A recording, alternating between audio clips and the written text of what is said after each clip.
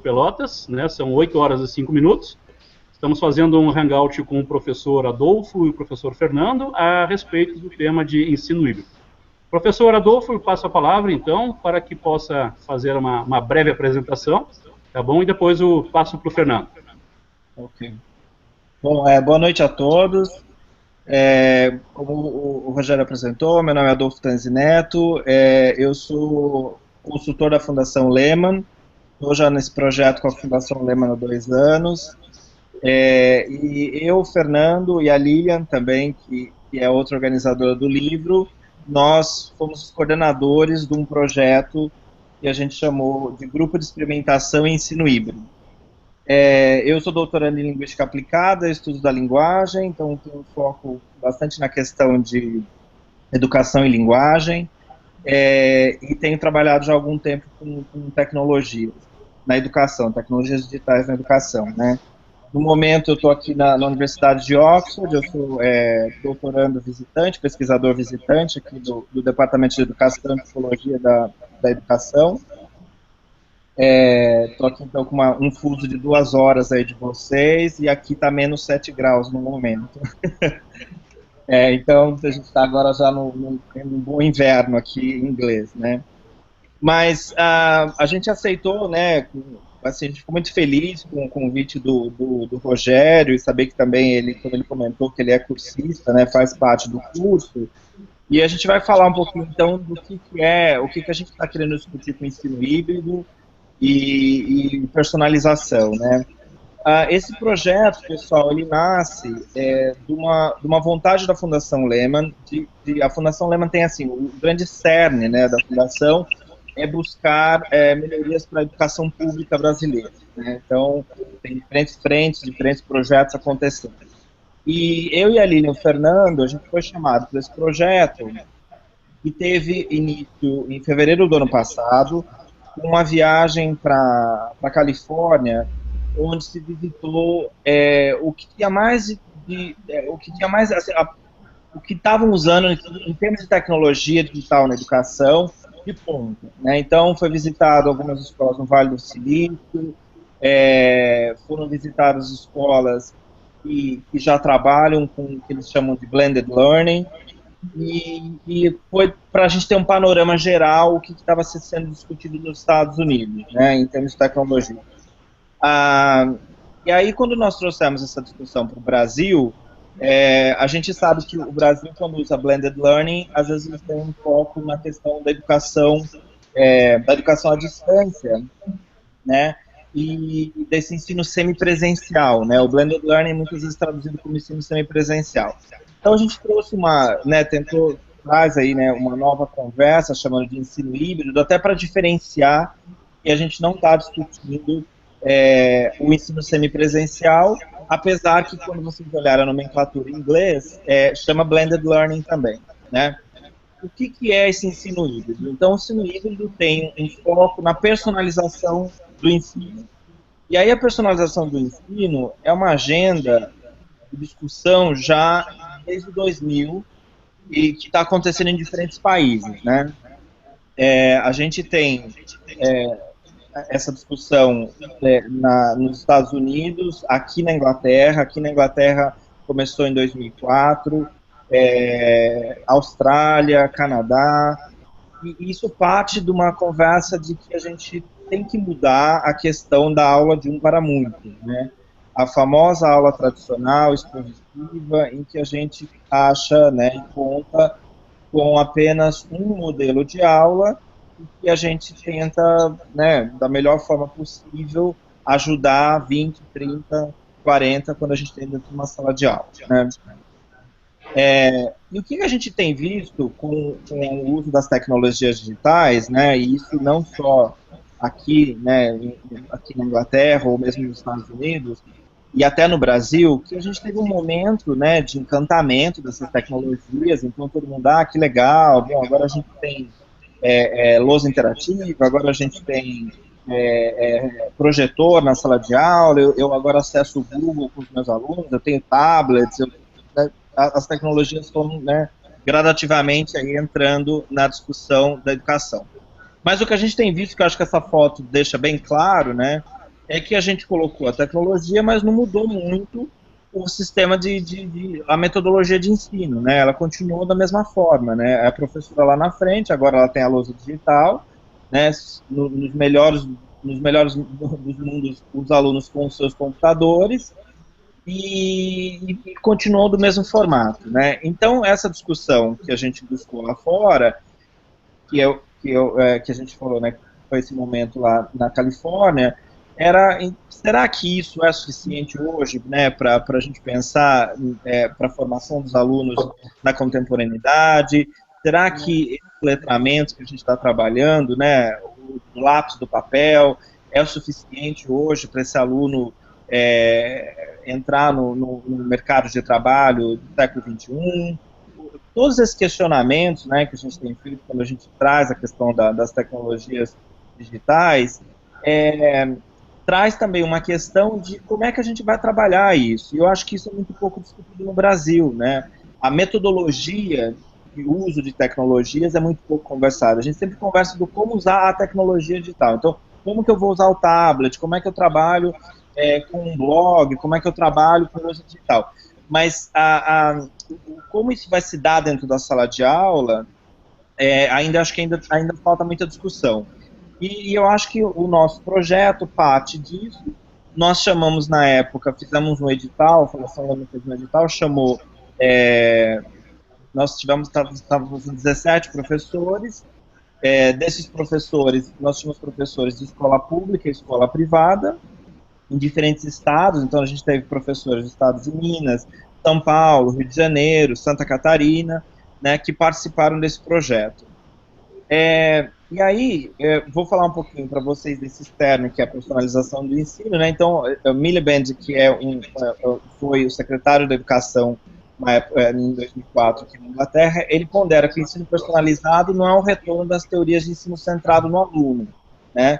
Não é separar os alunos para aprender por eles mesmos, não é abandonar o currículo nacional e não é deixar que os alunos aprendam como querem o que querem. Porque quando a gente começa a falar em personalização, quem tem experiência já há algum tempo na educação, a gente sabe que essa conversa teve na época, na década de 70, que a gente falou muito dessa questão da personalização do ensino, e foi uma época mais revolucionária tal, e que acabou depois isso morrendo, essa discussão.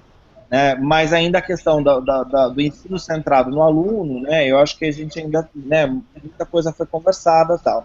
O que a gente acha que agora com as tecnologias, a gente pode repensar, né, voltar essa temática do ensino centrado no aluno, e quem sabe agora conseguir fazer mais coisas que naquela época a gente não conseguiu, né?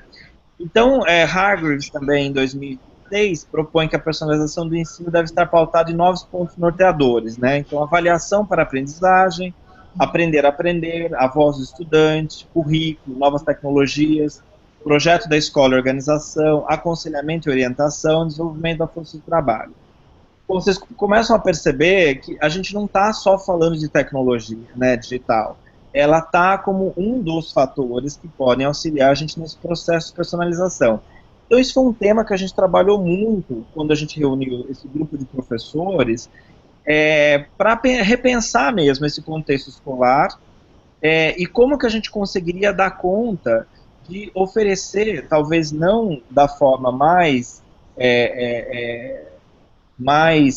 complexa ou da forma mais efetiva, né, a personalização do ensino. Talvez de uma forma meio de iniciante mesmo, né? Como é que eu posso, minimamente, personalizar um pouco esse processo de ensino-aprendizagem dos meus alunos, né? A gente tinha bastante, nós tivemos bastante questionamento de professores falando, eu me sinto muito auleiro, né? Eu sinto que eu tenho tanta aula para dar, e eu fico ali na frente dando aula para os alunos, eu tenho 40, 35 alunos sentados, eu às vezes não sei nem o que está acontecendo com aquele aluno lá no fundo, né? Mas a gente percebe que é meio que como que as coisas estão organizadas, né? E a gente falou, será que a gente consegue repensar essa cultura escolar, né? Repensar essas aulas expositivas, repensar esse espaço escolar e lógico, trazer também a tecnologia para essa discussão, né, para essa conversa.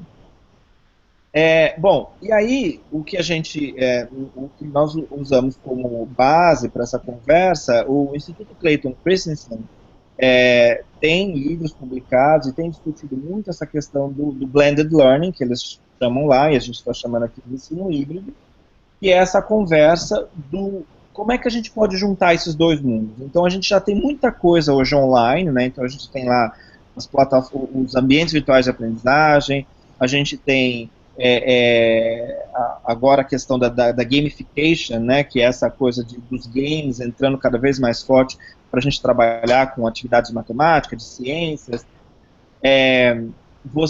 A gente tem também essa coisa de ferramentas, né, educacionais. Então, como é que a gente pode pegar tudo que a gente tem aí já, né, no mundo online, e mais o mundo presencial, que eu acho que a gente, né, é o que talvez a gente esteja mais presente, que a gente tenha mais estudado na época que a gente estava na faculdade e tal, como é que a gente consegue pôr esses dois mundos para conversarem, né? E tentar, né, o que o Instituto Clayton Christensen fala muito, é a gente trazer o melhor desses dois mundos, né? Então, essa é a conversa que a gente parte, né, da onde a gente começa aí para falar um pouco de ensino híbrido. Então, as modalidades ao longo do caminho de aprendizagem de cada aluno dentro de um curso ou de uma matéria estão interligadas para proporcionar uma experiência integrada de aprendizagem, né? Então, como é que a gente faz esse trabalho? O Instituto Clayton Christensen propõe, então, né, nessa proposta de ensino híbrido, então, aqui em cima vocês podem ver, né, a sala de aula física, o ensino online, e aí, então, essa ensino híbrido. É interessante que no livro dele ele fala essa questão do híbrido, do hibridismo, né? Ele fala que o híbrido é sempre uma coisa quando está no meio, né? Não é nem lá e nem cá, né? Então a gente pensa o carro híbrido, né? O que ele é? Ele não é ainda nem um carro que funciona totalmente a energia elétrica e nem funciona totalmente só com combustível. Então ele está aí no meio do caminho porque é uma coisa nova, então a gente ainda não tem uma estrutura que a gente consiga só alimentar esse carro por energia elétrica e que ele funcione só com isso. Então, normalmente, o carro vem com os dois, né? E aí você vai né? Então, o híbrido, ele pondera muito que está essa coisa no meio do caminho.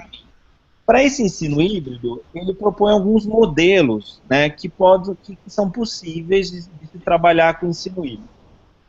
A gente pegou esses modelos, quando a gente chegou aqui no Brasil, quando a gente chegou aí no Brasil, a nossa conversa foi muito de não querer trazer um modelo encaixotado de fora e falar, bom, porque a Califórnia faz assim, porque a Flórida está fazendo assim, nós vamos fazer assim no Brasil.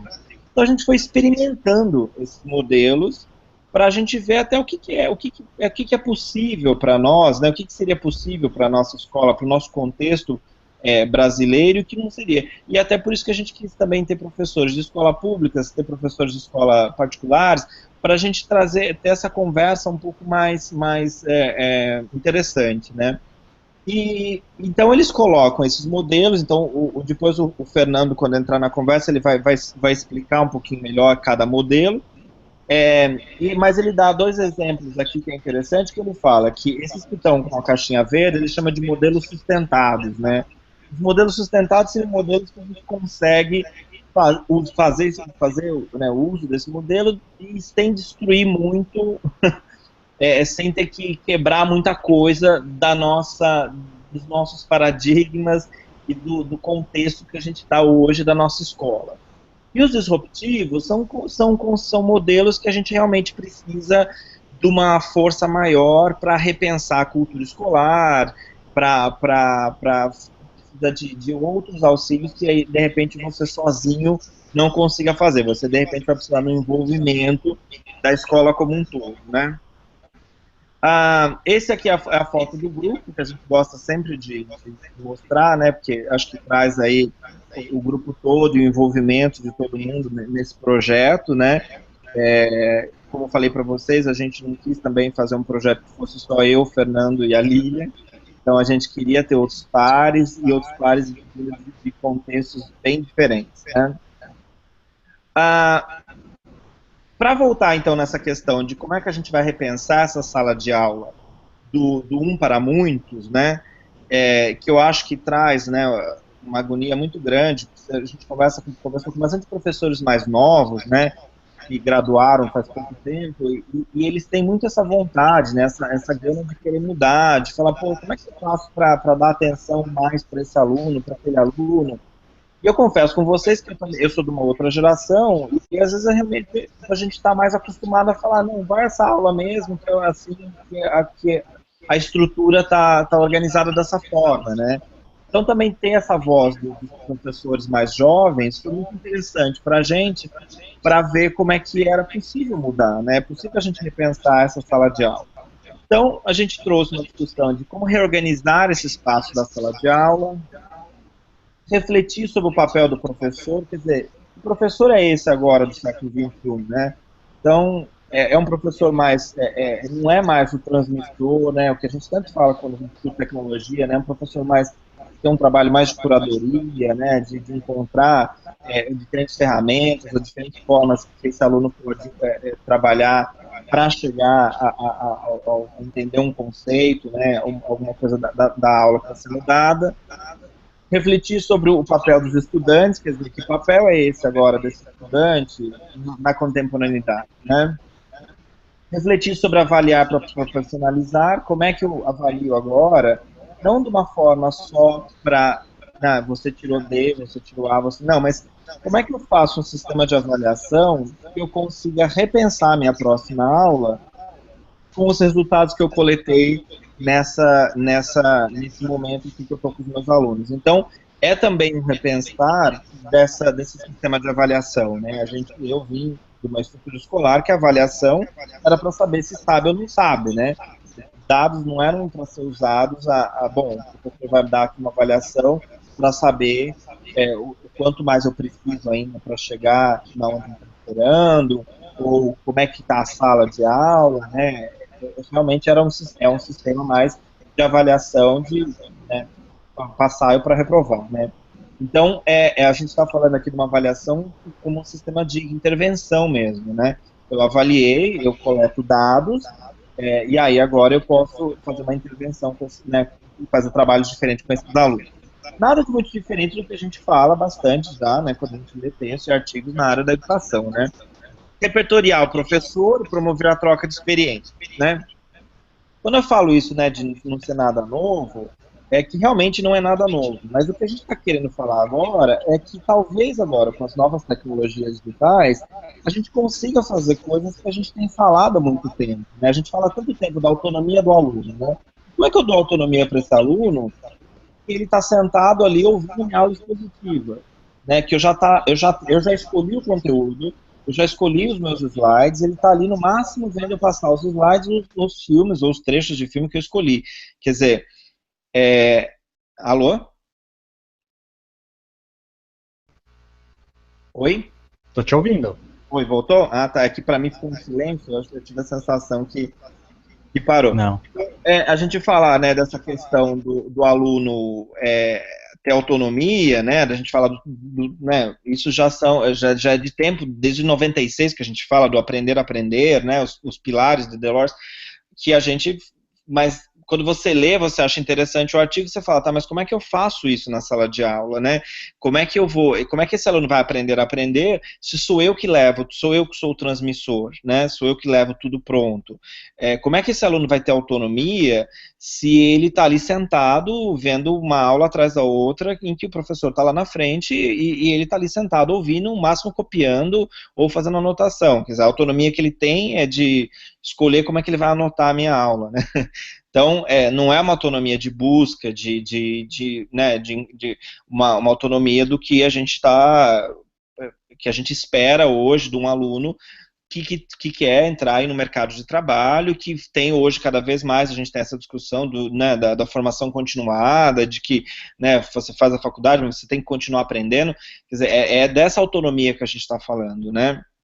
E como é que a gente envolve a escola, né? Como é que a gente pensa também, né, em mudar a cultura escolar para que isso tudo aconteça. O Fernando vai entrar agora falando um pouco desses modelos, né, que a gente, que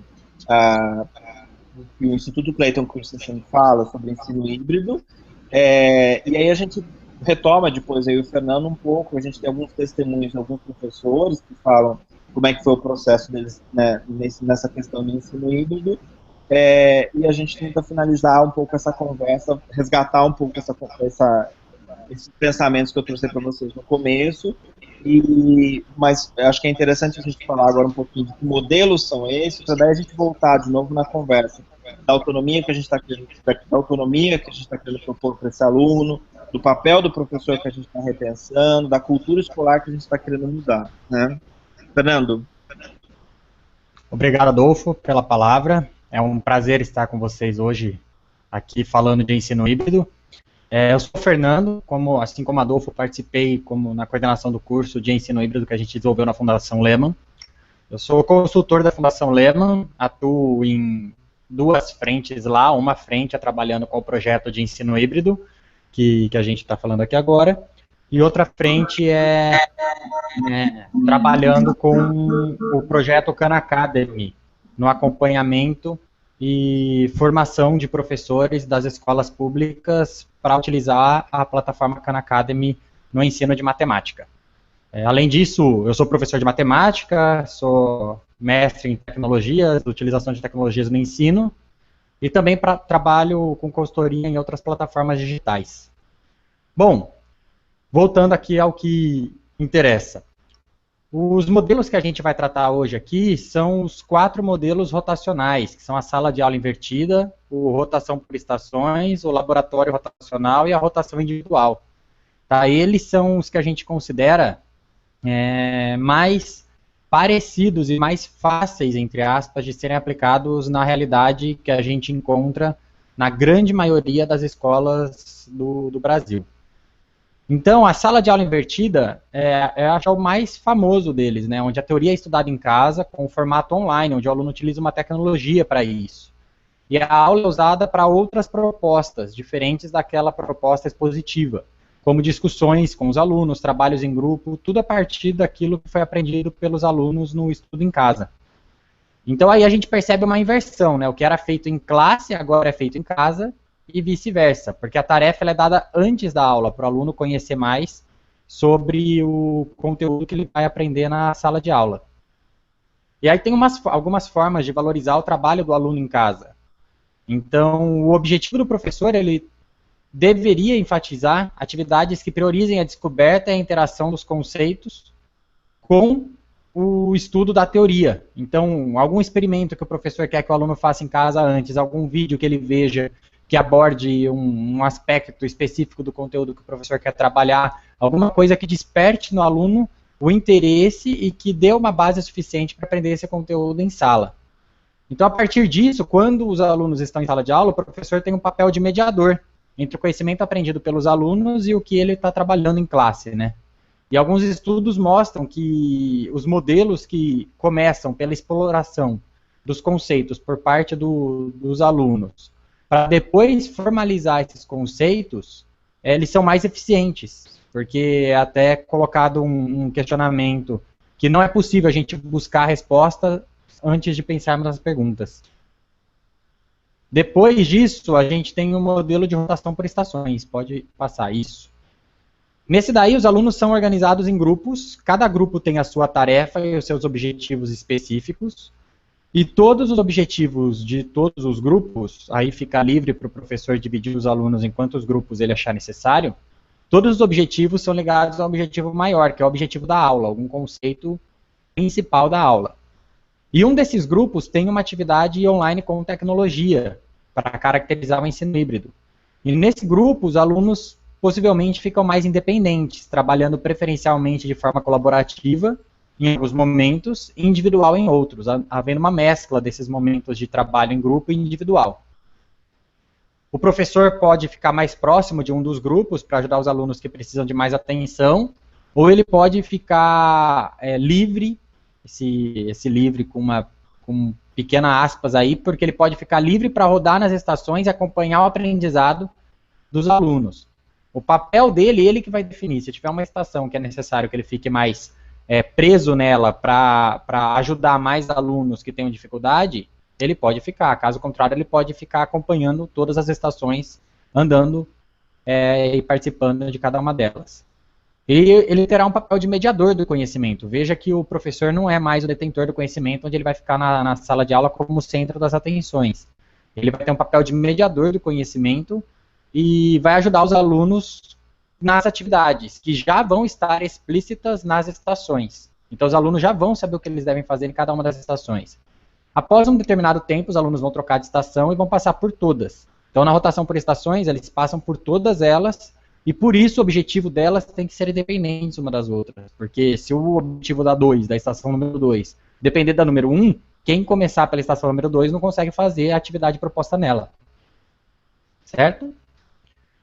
Bom, o terceiro modelo aí é o laboratório rotacional. E ele usa a sala de aula e o laboratório da escola de informática. O professor fica na sala de aula, trabalhando com os alunos, em uma proposta que envolve metade da turma, e a outra turma fica no laboratório. A outra metade da turma fica no laboratório. E eles vão trabalhar com alguma atividade online, preferencialmente personalizada, né, que envolva aquilo que o professor tem ensinado aos alunos e as capacidades dos alunos, e individual, para potencializar o trabalho que vai ser realizado em sala. Assim como na rotação por estações, o objetivo desses dois momentos, eles devem ser independentes. Não dá para o objetivo do laboratório ser ligado ao objetivo da sala, de modo que o objetivo da atividade de trabalhar em sala de aula tenha que ser feito primeiro, para depois ele conseguir fazer o laboratório. Porque senão quem começar pelo laboratório não consegue fazer atividade. E é bastante interessante esse modelo, porque nas salas de aula aqui do Brasil, por exemplo, com 40, 45 alunos, eu, por exemplo, tenho salas com 45 alunos, a gente divide a sala e trabalha com metade desse número. Então eu trabalho com uma sala de 23, o que é ideal para mim, né? Porque são menos alunos, eu consigo dar uma atenção maior. Ele é semelhante ao modelo anterior, a rotação por estações. Só que os alunos saem da sala de aula para ir ao laboratório trabalhar de maneira individual e personalizada. Então a gente tem 2 estações apenas aí. Ok? E a rotação individual, cada aluno vai ter um roteiro individual, que vai ser feito pelo professor e entregue aos alunos. E nesse roteiro de cada aluno vai ter só as atividades que cada um deles vai ter que cumprir a partir das necessidades e do que ele necessita aprender. Então não é necessário que todos os alunos passem por todas as estações. A gente vai ter várias estações na sala. Uma que englobando leitura, outra com vídeo, outra com atividade com problema em grupo, às vezes uma que envolve o contato com o professor para sanar dúvida, outra que o aluno vai usar uma tecnologia para fazer alguma tarefa online ou uma plataforma. E os alunos vão fazer as atividades dos roteiros dele na estação que faz sentido para o que ele precisa. Certo? Então, aí a gente tem algum questionamento que é assim, mas e se um aluno tiver um roteiro com 2 estações apenas e um outro tiver um roteiro com 4 estações? Provavelmente o aluno com roteiro com 2 estações vai acabar antes. E eu já vou comentar um pouquinho disso já. A ideia desse modelo é que a gente possibilite e dê ao aluno, potencialize a forma de aprender do aluno. Se eu aprendo melhor vendo um vídeo, por que eu vou fazer esse aluno aprender lendo um texto? Sabe, só proporcionando a única maneira dele aprender lendo um texto, sendo que eu tenho um vídeo tão bom quanto o texto que ele poderia assistir. Então, o tempo das rotações, das estações, ele pode ser livre ou fixo, ele vai variar de acordo com o objetivo das atividades. Geralmente, essa proposta, aí respondendo àquela pergunta que eu acabei de fazer, ela é realizada em combinação com outras atividades, pois o tempo da aula, dificilmente ele vai conseguir ser fixo. Uns alunos vão ter mais estações que outros, e eles têm tempo diferente de aprendizagem.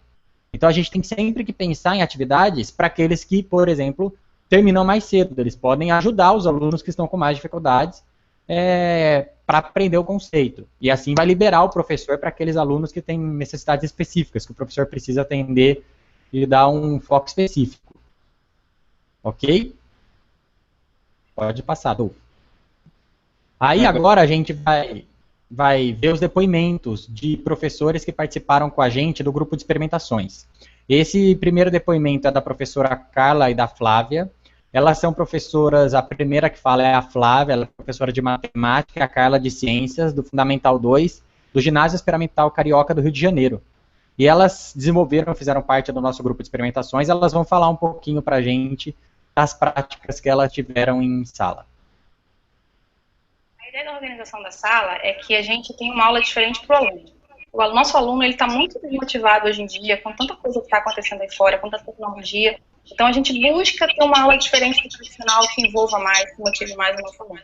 Então, se a gente vai fazer uma aula que a gente precisa de 4 estações, a gente divide a sala em 4 grupos, a gente procura dividir de forma igual a quantidade de grupos, para que na rotação isso não falhe muito, mas sempre tem um aluno que falta, ou aluno que está em outra atividade na escola. E, além disso, a gente procura priorizar numa estação, trabalhar uma habilidade mais da parte de artes, com recortes, em outra habilidade, questão mais do uso do computador, uma questão mais tecnológica, em outra, questão da leitura, da redação, da escrita. Então, os grupos funcionam mais ou menos dessa maneira, cada grupo com uma habilidade diferente a ser trabalhada. Eu acho que essa metodologia, ela tem o objetivo de alcançar além da questão conteúdo, né? Além do conteúdo de uma disciplina, né? Ela visa também a preparação do aluno como sujeito, como cidadão mesmo. Bom, eu gosto mais dessa aula mesmo, porque essa aula todo mundo pode trabalhar junto, ninguém diferenciado, que ninguém trabalha só entre ele mesmo. Bom, eu também gosto dessa aula porque eu ajudo as pessoas e elas me ajudam também.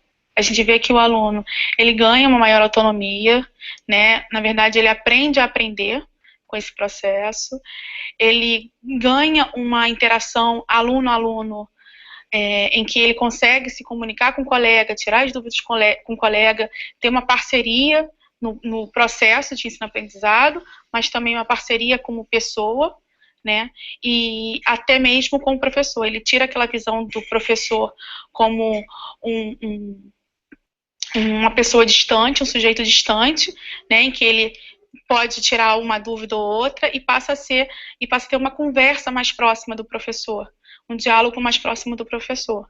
Com o passar do tempo e com a vivência nesse modelo de aula, o nosso aluno tem se mostrado mais motivado, mais participativo, mais interessado, mais compromissado, né? Quando a gente passa uma aula que tem alguma tarefa para trazer no dia seguinte, aquele aluno que participou, como ele se envolveu mais, ele dificilmente não traz atividade feita, a parceria com os colegas tem sido muito... Eu acho que o grande ganho realmente é a autonomia dele, ele acreditar-se capaz de caminhar sozinho.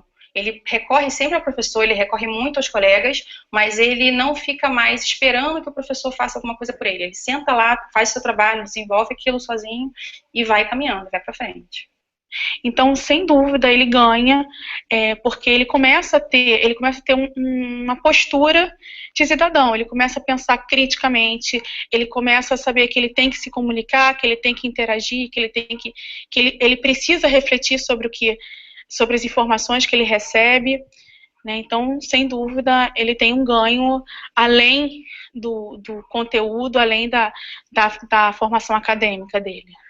Eu e a professora Carla estamos sempre juntas lá, apoiando eles, orientando todo o trabalho, mas eles estão sempre tentando trabalhar esse conteúdo de forma individualizada, com a parceria dos colegas. Bom, quando eu ajudo as pessoas, eu não ganho simplesmente nada, eu só ganho só o prazer de saber que eu ajudei e a pessoa está cooperando, sabe, aprendendo.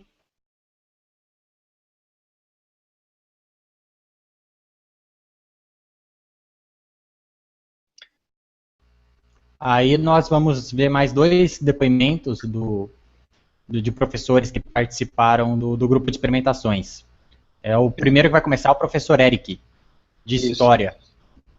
Eu queria colocar para vocês uma coisa que, assim, algumas coisas que aconteceram com a gente o ano passado, né? Quando a gente chegou com essa leitura e com essa experiência lá que a gente viu lá fora, né? E chegou aqui no Brasil.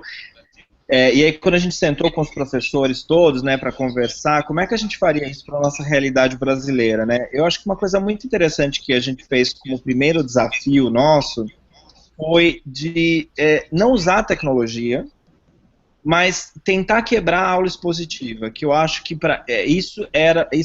acho que ainda é, né, um dos maiores desafios, né? Se a gente pensar hoje e passar em frente de várias escolas e tentar ver o que está acontecendo dentro da sala de aula, a gente sempre vai ver as carteiras enfileiradas de um professor na frente, né?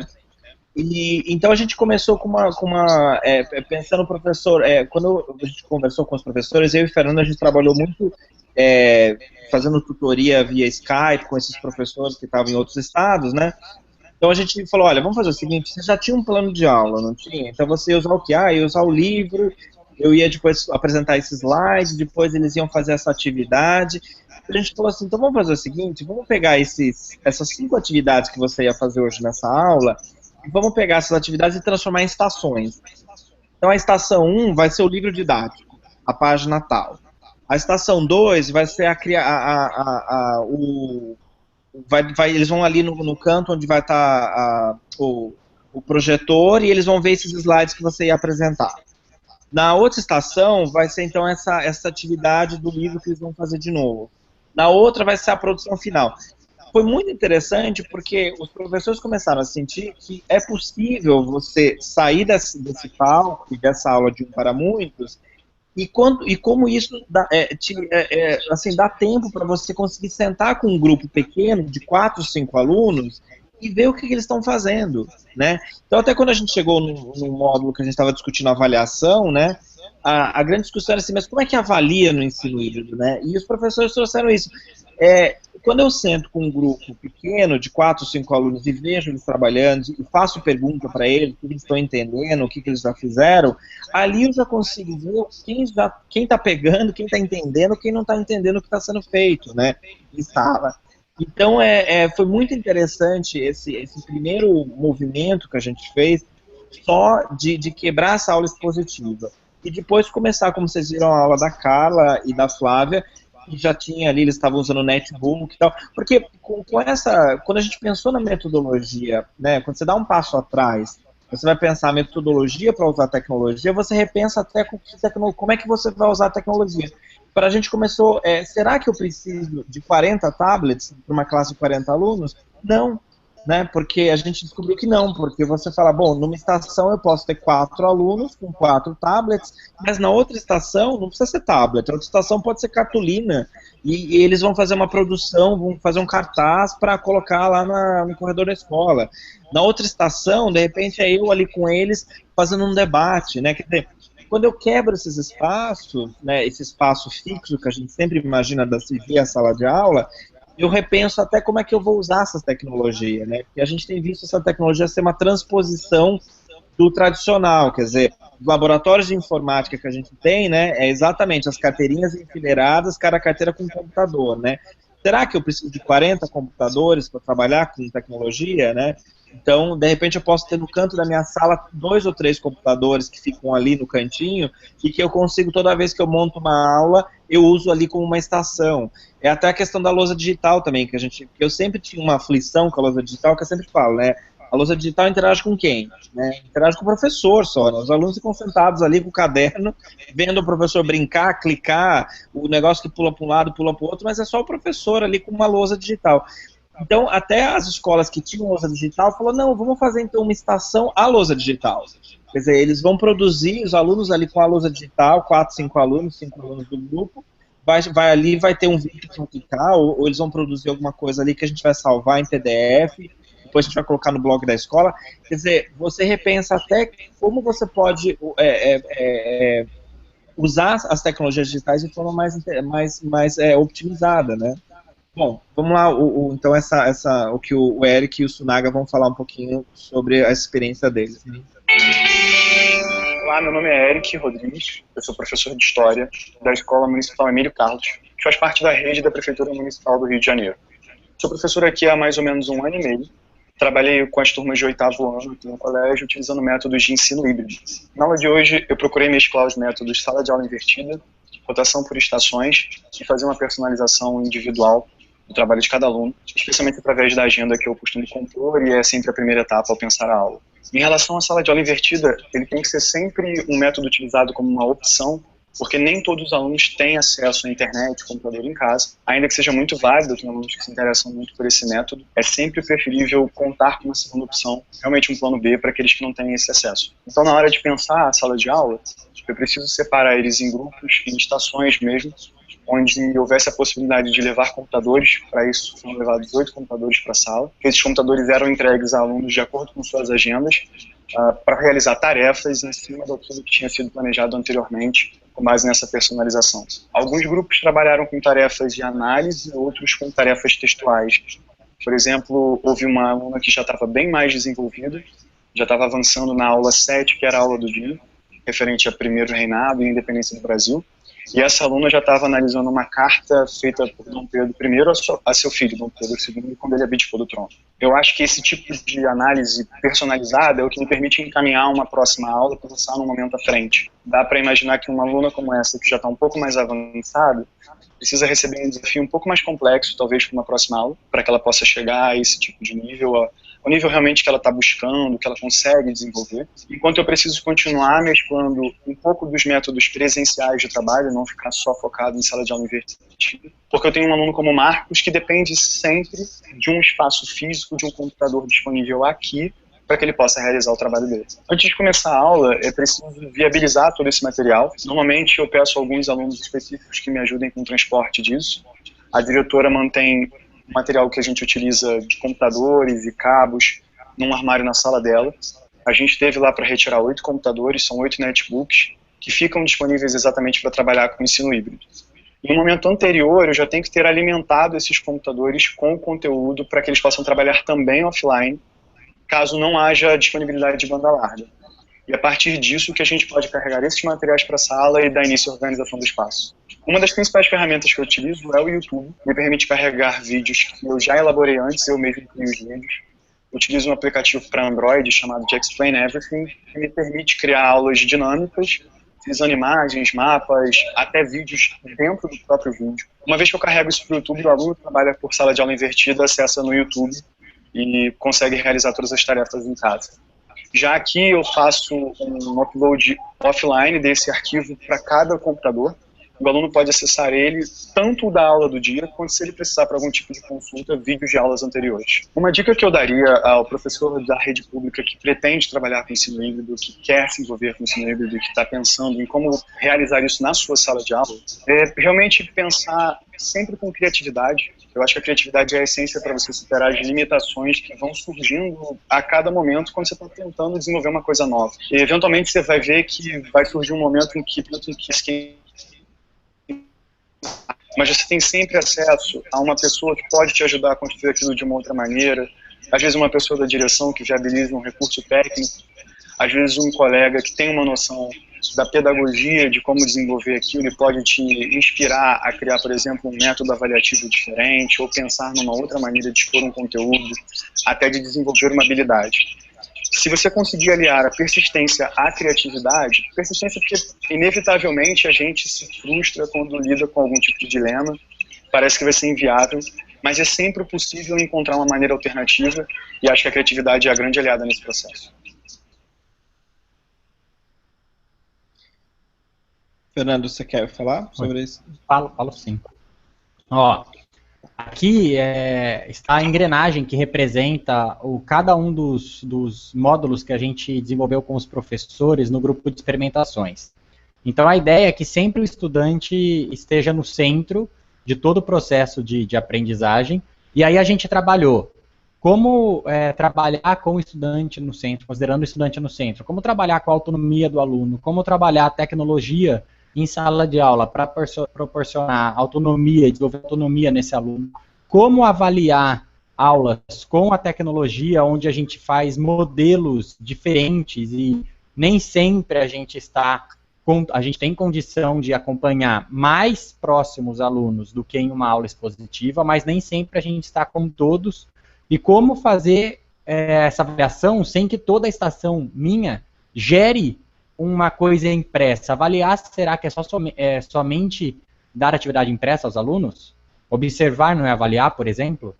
Como aproveitar diferentes espaços para fazer aulas de modelos, de modos diferentes? Qual é o papel do professor nessas aulas? Como mudar e contagiar a cultura escolar?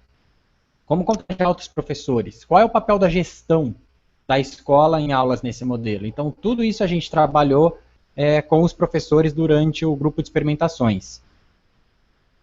Pode passar, Adolfo. Só para complementar, essa engrenagem é o que também gera, que está no livro, que o Rogério mostrou para vocês no começo. A gente, no livro, cada capítulo a gente aborda esse tema. Então tem um capítulo que fala de espaço, um capítulo para avaliação, um capítulo para gestão, e o curso de ensino híbrido também a gente montou né, baseado nessa engrenagem. Então cada módulo também discute um desses temas, né? Esse é um especial que saiu no Porvir sobre personalização, que descreveu, dentre outras coisas, que na parte ali apontada com a flecha, chamada Como Faz, é a parte onde a gente pegou aprendizados do nosso curso, do nosso grupo de experimentação, e colocou lá para mostrar para os professores como os trabalhos foram feitos rumo à personalização do ensino. E daí a gente vai ter também 2 outros cursos que... Pode passar. Aí são os 2 livros, o livro da esquerda e o verde, o Rogério já mostrou para vocês. Ele é o livro que foi escrito e organizado, ele foi organizado por mim, pela Adolfo e pela Lilian, e escrito com a participação dos professores que fizeram parte do grupo de experimentações. Então cada professor ajudou na escrita de das engrenagens abordadas e mostradas anteriormente. E o livro da direita, pode falar, Adolfo, esse que você que ajudou na tradução? Eu trabalhei aqui na Inglaterra traduzindo, né? Bom, esse livro é o livro que, na verdade, da onde a gente baseou para trazer essa discussão para o Brasil, né? Vocês vão perceber que a gente ainda tem pouca literatura que está discutindo a questão do ensino híbrido no Brasil. A gente até, quando conversa com professores, convida os professores para que queiram pesquisar com a gente ensino híbrido, queiram disseminar ensino híbrido, né? A gente tem alguns alunos que estão fazendo mestrado já na área, estão querendo discutir, aprofundar um pouco mais, porque a gente também não acha que o que a gente produziu desse livro é o fim. A gente acha que é um começo de discussão, né? Tem muita coisa que pode ser melhorada, tem muita coisa ainda que precisa colocar, mas a gente também sentiu a necessidade de escrever um livro da nossa experiência do Brasil, né? Porque o livro Blended, ele fala muito de como esse projeto se deu nos Estados Unidos. Então, todos os exemplos que o Michael Horn e a Heather trazem é sobre, né, como é que eles fizeram lá no contexto escolar americano. Então, quando a gente organizou esse livro, e a gente também quis que fosse um livro feito a muitas mãos, né? Cada professor tentou colocar um pouquinho da sua experiência na sua escola, no seu estado, né? Para que a gente conseguisse deixar isso o mais rico possível e que a gente pensasse mesmo como é que isso vai funcionar no Brasil, que talvez possam, como vocês viram lá no depoimento do Eric, né? O Eric, ele juntou todos os modelos lá, né, fez a sala de aula invertida com a rotação por estações numa mesma aula, porque a gente também sempre falou que não tinha certo ou errado, né, a gente está querendo realmente experimentar. Então, é um projeto novo e que a gente só está querendo trazer, né, jogar aí uma nova luz na perspectiva do espaço escolar, da cultura, dessa aula expositiva, que a gente acha que é possível mudar, mas que a gente também tem que arregaçar as mangas e começar a conversar e também querer trazer essa mudança para o contexto escolar. A gente criou, nós temos agora, nós temos o curso, né? Se vocês entrarem nesse site ensinohíbrido.org.br, vocês encontram lá um curso que tem acesso livre. Ele é um curso gratuito. Todos os vídeos a gente produziu mais de 30 vídeos abordando cada tema. Esses vídeos, se vocês clicarem lá nesse acesso ao curso livre, vocês têm acesso a todos esses vídeos. Eles são vídeos bem explicativos, autoexplicativos. A gente tentou deixar vídeos dinâmicos, não muito longos, para que, né, as pessoas conseguissem também acompanhar e poder também disseminar isso daí em outros cursos, né? E o curso pago, que é o que tem uma certificação, vocês têm, né, aí quando vocês entram nesse curso, tem os tutores, que são ex-professores do grupo de experimentação, e aí você tem uma tutoria, né, é mais acompanhado, tem fórum de discussão, você vai criar planos de aula, vai aplicar, vai filmar a sua aula e tal. Então ele é um curso um pouco mais que tem um acompanhamento mais próximo. Mas quem não tiver tempo ou quiser olhar só os vídeos, vocês podem clicar nesse acesso ao curso livre. A gente também tem agora no Coursera, que também tem a versão gratuita e a versão com certificado, né? Que vocês também podem acessar e ter aí uma ideia geral do que é essa discussão que a gente está fazendo aqui no Brasil, né? Bom, essas foram as referências e acho que a gente abre para perguntas. Eu não sei se a gente tem tempo, Rogério, tem tempo para perguntas?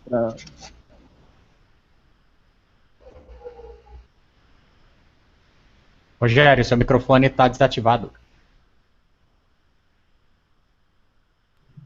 São esses caras com pouca habilidade com tecnologia, né? Pessoal, tem uma pergunta? Tem? Quando eles falam em professor como mediador, vocês estão falando em Alzheimer ou é teórico? De Alzheimer. Deixa eu fazer o seguinte. Só um pouquinho, professor. Deixa eu ver se eu consigo colocar uma...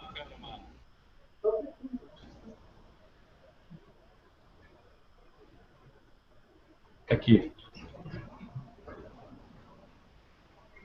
Alô? Consegue ouvir, professor? Sim. Aqui eu estou ouvindo que eu estou com o microfone, mas acho que vai dar microfonia. Deixa eu ver. Deixa eu ver o que eu faço aqui.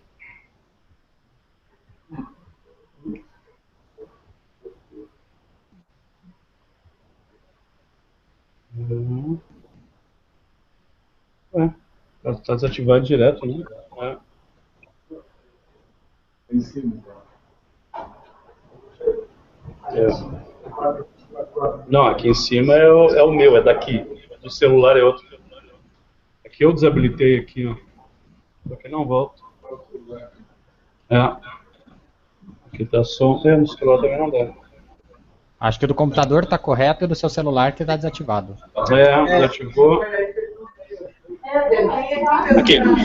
Agora sim. Já liberou.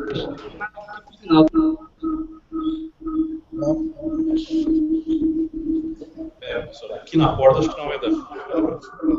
Aqui. Olha só, eu queria saber se quando fala o professor como mediador, se o teórico é o Zubel, o Margareth Draghi, o que seria? Eu acho que a gente está buscando essa questão de mediação do papel do professor. Eu acho que a gente pode trazer algumas colaborações com base em Vygotsky, né, da gente falar dos pares mais capazes, de como a gente entra nessa zona proximal de desenvolvimento, né, que quando você está ali com o aluno, a gente, né, de novo, quando você está numa aula expositiva, você tem, né, 40 alunos ali, fica até difícil de você saber em que momento, né, esse aluno está desse processo de aprendizagem, de ensino-aprendizagem, e como é que a gente faz para fazer esse aluno chegar no conhecimento desse conceito que a gente está trabalhando em sala. Então, esse papel do mediador é um papel realmente do professor ao lado desse aluno, para entender mesmo, a nossa perspectiva, se a gente for buscar mais teoricamente, seria uma perspectiva mais vigotskiana, de ZPD mesmo, de como é que a gente faz esse aluno, né, em que distância ele está desse conceito para que ele consiga chegar lá, né? Obrigado, professor. Pessoal, mais alguma pergunta? Eu gostaria de perguntar mais alguma coisa, professor Câncio, Fernando? Acho que você está perto, de repente. Acho que vai ouvir.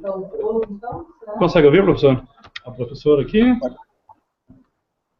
Boa noite. Boa noite. Boa noite. Essas citações me lembraram, eu sou formada em pedagogia, né? Não estou na sala de aula, atuei como educadora social, então é um outro contexto, né? Mas me arrisquei no estágio exatamente a fazer essa experiência, tirar as crianças da sala de aula para o laboratório, né? E a gente também passa por um certo caos, né? Não ficam os bonequinhos ali calmamente organizados, então é um desafio, né? O João Matar fala já nessa tutoria, né? E o senhor acabou de falar também na questão do pilote e tal. Mas, em síntese, a minha pergunta há uma desconfiança de que esses encaminhamentos, além da socialização da educação, né, da mudança de metodologia, de que se encaminhe para, na verdade, para dispensar o professor cada vez mais, né? Ao invés de empoderar, para fomentar mais a educação à distância e esses sujeitos ser assim, mais afastados do contexto educacional. Em menos números, talvez, né? Eu acho que a grande... o que a gente sentiu assim, bastante, né, nesse projeto o ano passado, e tem visto testemunhos dos professores, né? Primeiro que, né, você que é da área de pedagogia, você sabe que o ensino infantil faz isso muito bem, né? Que são os cantinhos, né?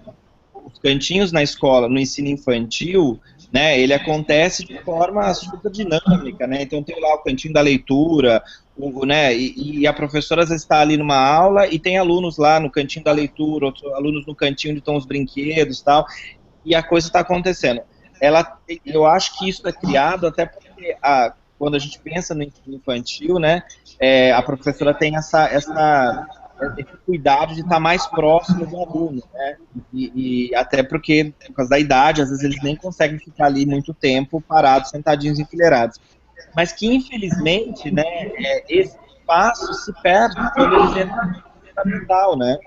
No ensino fundamental a gente enfileira todo mundo, né, e aí a gente fica ali, eu falo também da perspectiva, né, do aula também há um tempo, e a gente fica ali naquele meio que no palco mesmo, né, você tem 40 alunos aqui na sua frente, e automaticamente você sabe que você tem que falar a aula inteira, porque se você parar, né, o que eles vão fazer, ou eles estão fazendo alguma atividade no livro, ou eles estão vendo alguma coisa rapidamente, ou você está falando, né? Então, quebrar esse espaço, mesmo que não seja igual o exemplo que você deu, de sair, de tirar fora da sala de aula, mas quebrar esse espaço na sala de aula, a gente acha que se a gente conseguisse fazer isso, né, já seria um ganho enorme, porque eu consigo ter eu consigo observar mais os meus alunos, eu sento com grupos pequenos, né, isso foi uma coisa também que os professores... Você trouxe uma questão muito importante desse empoderamento, né, isso é uma coisa que os professores nossos trouxeram muito para a gente no ano passado, eles essa mudança de sair de ser auleiro para sentir professor, né? Porque a gente tinha depoimentos de professores falando assim, olha, quando eu sento com os grupos, né, eles estão lá trabalhando nas estações, e eu vou andando ali pelos grupos, eu sinto que eu consigo dar atenção, né, não vou dar atenção para todos, mas eu consigo dar atenção para 3, 4, depois eu vou para outra estação, eu dou atenção para mais 3, 4, quer dizer, a satisfação do professor, o empoderamento dele, ele se sentiu mais assim, gratificante mesmo com o trabalho dele, né? Ele sentiu que ele não estava ali só transmitindo, né? De novo, aquela voz do auleiro mesmo, né? Chegar ali e dar aquela aula. Agora, o que você falou, também no começo não os nominhos paradinhos ali, tem a gente pode dizer, um conflito inicial, né, porque os nossos alunos não estão acostumados à autonomia, né, os nossos alunos não estão acostumados a procurar, a buscar conhecimento, né, os nossos alunos muito pouco sabem como eles gostam de aprender, né, normalmente eles falam, bom, eu aprendo do jeito que o professor me dá, né, mas ele não tem um senso crítico de falar, não, eu gosto mais de aprender por meio de vídeos, ou eu sou melhor por meio de jogos, eu aprendo melhor sentando num canto lendo, né, porque tudo muito, ele depende muito da gente, né? Então, a gente teve casos, lógico, de professores que olha, no começo as primeiras aulas são um caos, porque eles não sabem mesmo o que fazer, quer dizer, você dá uma autonomia para eles, eles nunca tiveram, né? Mas por isso que a gente teve também o cuidado de quando criar as instalações, das estações algumas vezes estarem numeradas, e ter um script muito claro e prático para eles saberem o que eles têm que fazer a cada momento, como é que vai para cada estações, mas a gente percebeu também que essa tensão não durou muito tempo, né? A gente teve exemplo de professores falando assim, não, na terceira aula eles já pegaram como é que funcionava a coisa. E até que não, e aí o grande problema é que eles queriam só ter aula assim, né? Porque eles sentiam, eu tenho agora uma autonomia, né? Porque depois algumas estações que alguns professores foram criando modelos de rotação em que você não tinha estação, uma sequência de estações. Você podia chegar ali e começar por um trabalho de vídeo, depois você tem uma outra estação onde tem uma coisa mais textual para ser feita, e numa outra estação onde você tem uma coisa mais que a gente tem né, tá discutindo bastante agora, que é essa coisa do maker, né, que é uma coisa mesmo de você fazer ali, né, tentar ali montar alguma coisa. Mas eles começaram depois a entender como é que era esse ritmo e essa tensão foi dissipando, né? Mas como você falou, no começo realmente não é ali os homens paradinhos mesmo, porque, de novo, eles estão acostumados a ficarem sentadinhos e a gente ficar, em inglês a gente usa a expressão do spoon feeding, né, que é ficar dando comidinha na boca, né? Esse é o contexto que a gente tem hoje em dia, né? Um depoimento, eu ainda sou professor. Tenho hoje mais ou menos 160 alunos, que são divididos em 5 turmas, só que eu tenho turmas de 17, eu tenho de 45, por exemplo. Então não é igual o número de alunos. E hoje eu consigo, com uma grande segurança, falar sobre cada um dos meus alunos. Por exemplo, eu sei o nome de todos eles, dos 160. E eu sei falar a dificuldade de cada um deles, por causa do trabalho próximo que a gente faz nas estações. Então, eu tenho contato e sei da necessidade de cada um. Quando a gente fala em personalização, a partir do momento que o professor se aproxima do aluno, ele consegue perceber e formar estações, se esse for o caso e o objetivo do professor, que contemplem as necessidades de um grupo de alunos específicos, né, promovendo uma diferenciação do ensino nesse caso. Então, no meu trabalho hoje, quando eu começo com uma turma, esse ano, por exemplo, eu estou formando a primeira turma minha, já faço aulas em modelos que eu chamo de ensino híbrido há 3 anos, hoje eu estou formando a primeira turma minha, que está saindo do ensino médio, que teve os 3 anos comigo em aulas desses modelos. E é bastante diferente. No começo eu tenho uma certa dificuldade. Teve um caso quando eu era professor de ensino fundamental 2, que numa primeira aula eu levei 22 minutos apenas para dividir, para dividir o meu grupo de alunos, de 25 alunos, em grupo na sala de aula, de um modo organizado. E eu deixei para eles fazerem isso. Daí eu tive uma conversa na sala, gastei uma aula para isso, falei que era um modelo diferente, que eles não podiam se comportar daquela forma. Na segunda aula, a gente levou mais ou menos 8 minutos. Eles viram a proposta da aula. A partir da terceira aula, eu levava 2, 3. Porque eles entenderam que a organização dependia deles e o papel deles era diferente. Eles tinham que colaborar para a aula fluir. Então você também passa um pouco a responsabilidade da aprendizagem para a mão do aluno. E hoje o aluno não tem tanto isso. Quando ele entra numa sala de aula expositiva e fica sentado te ouvindo, ele está te ouvindo. E às vezes ele está olhando para você, mas não está ali com você. E uma coisa que é consenso, e foi consenso entre todos os professores que aplicam, hoje, por exemplo, eu acompanho professores do estado do Rio de Janeiro, que desenvolvem aulas em modelo do ensino híbrido, que estão sendo formados agora, fazendo o nosso curso, e um relato unânime eu não tenho um aluno ocioso. É unânime isso. Ao longo do tempo, os alunos não ficam ociosos, todos participam das atividades. Eu não tenho mais indisciplina. É um dos ganhos. Acho que tem uma pressão também, quando a gente teve casos, quando a gente falou para eles, né? Então, já que não está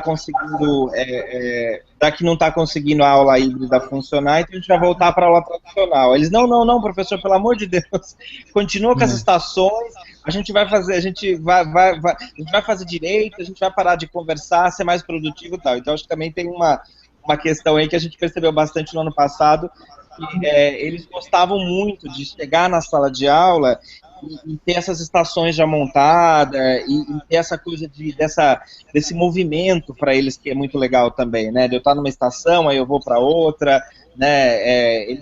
Aí quando eles chegavam na sala de aula e pegavam as carteiras enfileiradas, né? E aí a gente às vezes tem que ter uma conversa, falou, olha, a gente está tentando, mas não dá, porque se começar um puxar o outro começar a ficar só conversando, né, eu preciso passar nas estações e tal, então aí vão criando aí alguns acordos, mas, em geral, eles querem que essa aula fique para sempre, né? Eles querem que realmente não fique mais as carteiras enfileiradas, né?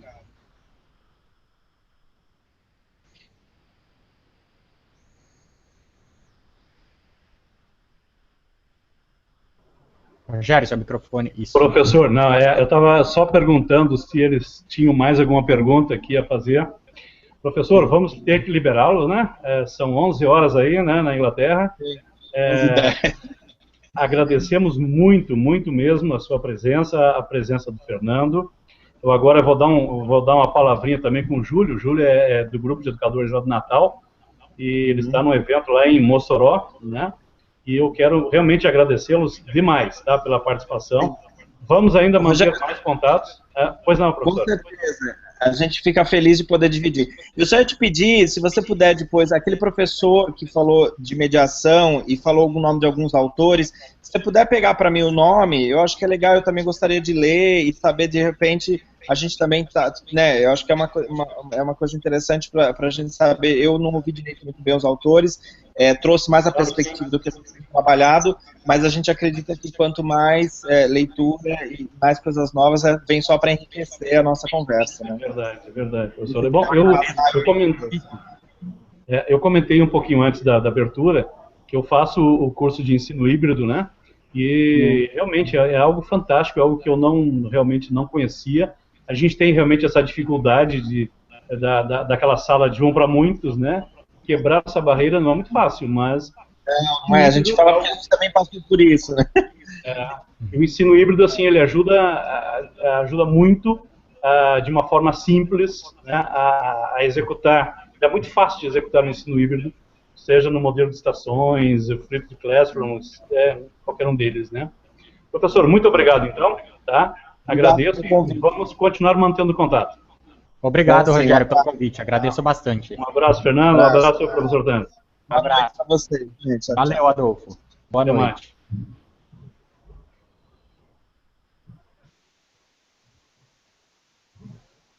Pessoal, eu vou só, se vocês tiverem um tempinho, 5 minutinhos, eu vou só colocar o Júlio. O Júlio tá nervoso lá, vocês viram, né? Tá, né? Rapaz. E aí, Júlio? Tá me ouvindo por aí, não? Tá desligado? Não, o meu não, dele acho que sim. Mas ele acho que não me ouviu aqui. Aqui, agora ele tá bravo, né? Não quero mais. Deixa eu ver, eu desliguei o microfone dele? Não, ele que desligou. Júlio, tá me ouvindo por aí?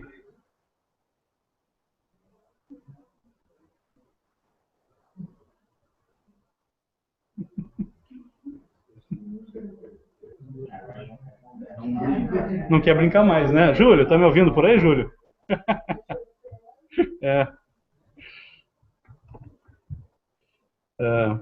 Engraçado disso, pessoal. Bom, eu vou fazer o seguinte. Deixa eu só finalizar a transmissão. São 21 horas e 13 minutos. Esse Hangout faz parte do segundo encontro de educadores Google aqui da cidade de Pelotas. Agradecemos a todos pela participação. Obrigado. Deixa eu só...